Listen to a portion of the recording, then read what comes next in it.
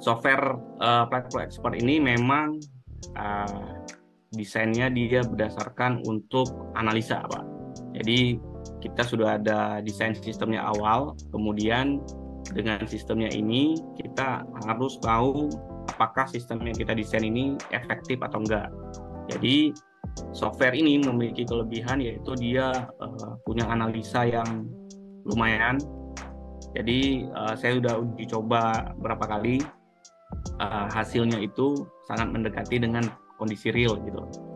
Jadi software ini memang sangat menolong sekali bagi tim mechanical, di mana software ini membuat kita tidak terlalu repot dengan perhitungan, Pak. Jadi kalau biasanya kita yang di tim mechanical, terkhususnya bagian desain itu akan fokus dengan perhitungan-perhitungan dan dengan panjang mungkin pipanya yang banyak, terus ada cabang yang banyak, kemudian ada diameter yang berbeda-beda, itu akan tentu menyulitkan kita dalam desain gitu ya.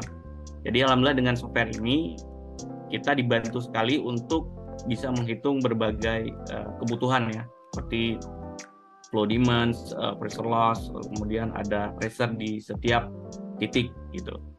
Jadi ada beberapa result yang diperoleh oleh software ini. Yang pertama itu adalah flow rate di tiap pipa. Jadi kita bisa melihat bagaimana debit air di tiap cabang pipa dari awal sampai dengan akhir. Jadi kalau teman-teman biasanya hitung dengan standar biasa, itu rata-rata hampir sama nih flow rate-nya. Namun oleh software ini dia dibuat sangat spesifik gitu. Jadi setiap pipa itu berbeda-beda flow rate-nya. Ada mungkin nanti kecepatannya juga berbeda-beda. Ketika ada pencabangan juga akan terjadi penurunan kecepatan di situ.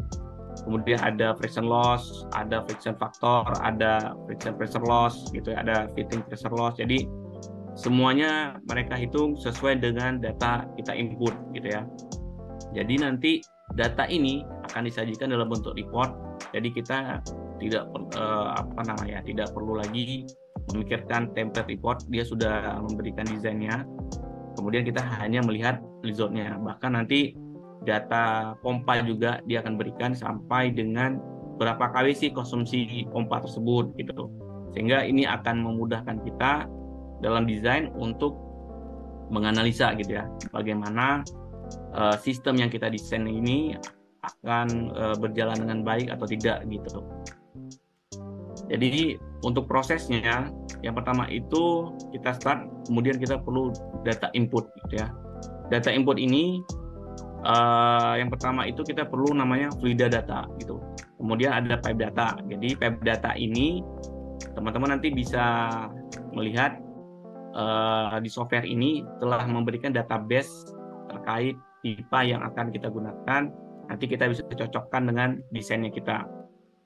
Kemudian ada data pompa, kemudian kita membutuhkan data demands. Data demands ini kebutuhan air yang akan kita supply ke satu titik, atau kita supply ke perumahan, atau kita supply ke gedung, atau kita supply ke satu tempat yang membutuhkan air. Kemudian di sini juga akan ditampilkan kita membutuhkan data, yaitu data flow rate setiap pipanya, supaya kita cocokkan dengan hasil perhitungan software. Kemudian kita memerlukan site data dan environment data, yaitu temperatur. Kemudian site data itu kita perlu data, yaitu data elevasi, Pak. Kemudian setelah datanya selesai di-input, maka software akan melakukan calculation ya. Setiap pipa, setiap pressure, setiap velocity nanti akan mengeluarkan output dalam bentuk report, Pak. Jadi kita sudah ada dalam bentuk report per pipa, per node. Jadi semakin banyak node dan pipa yang kita input ke software, maka data yang dikeluarkan oleh software itu juga semakin banyak gitu ya. Jadi di mana sebelum kita melakukan pakai software, kita harus menyiapkan data dulu, sehingga nanti ketika datanya telah lengkap, maka kita bisa langsung input ke software, maka software langsung bisa analisa begitu. Jadi semakin banyak data pipa, maka semakin banyak juga yang kita input gitu, Pak. Jadi data ini bisa dalam bentuk AutoCAD, nanti data dari AutoCAD atau data dari PDF yang telah ada data panjang pipa gitu Pak. Untuk data input yang lebih lengkapnya begini, jadi nanti ada seperti gambar di samping ini Pak, ada data eh, ada nih data, nanti ada panjang pipanya dari sini Pak, kemudian ada elbow-nya, sini ada elbow, jadi nanti ini semua data kita input.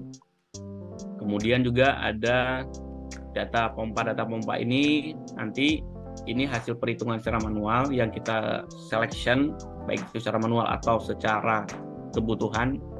Biasanya setiap fabrikator pompa itu akan mengeluarkan datasheet, kita bisa ikut data mereka.